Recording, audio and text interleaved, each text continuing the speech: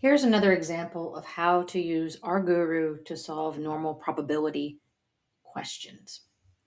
So suppose that a national testing service gives a test in which the results are normally distributed with a mean of 400 and a standard deviation of 100. If you score a 644 on the test, what percentage of students taking this test exceeded your score? So the first thing I notice when I read this problem is it tells me it's normally distributed. So now I have an idea of how I might want to approach this. It also mentions it has a mean of 400, which is needed when we do normal probability questions. So I'll note that below, a mean of 400. The standard deviation is known to be 100. So I'll also note that below.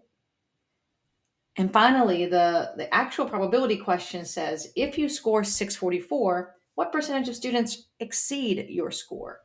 So that means that X is going to be greater than 644. So that's going to help us when we run to Rguroo and ask it to move this along for us.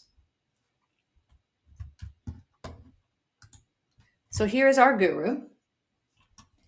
If I want to do probability questions, I often go to this pane on the left, which probability and simulation, drop down menu, go for probability calculator and continuous.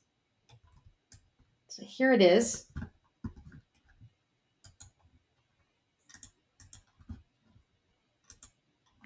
So one thing to notice here as I look from top to bottom, I'm going to hand Rguroo random variables, values of my random variable, and it'll give me back probability when it's set in this mode. And that's the default mode. The distribution we're using is normal. That's the default, and it's one you will use quite often in this course. Now here is where we give it the particulars of our situation. So our mean was 400. The standard deviation was 100. So it also has the symbols there as well as names and abbreviations for these values.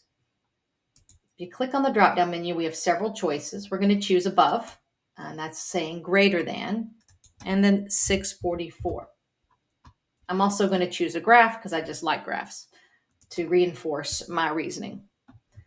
So we have that there, and that's all you need to do to communicate this, and then hit preview.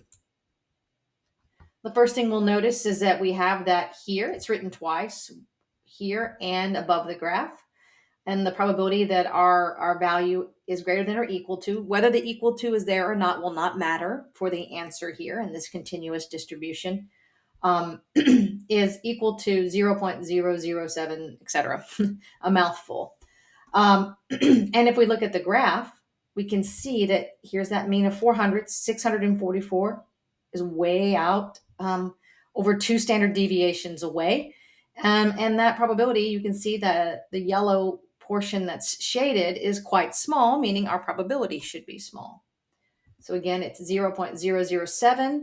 If I turn that into a percent, that means about 0.7% of students scored better than 644. Again, that's less than 1%. It's 0.7% of students scored better than 644 on this test.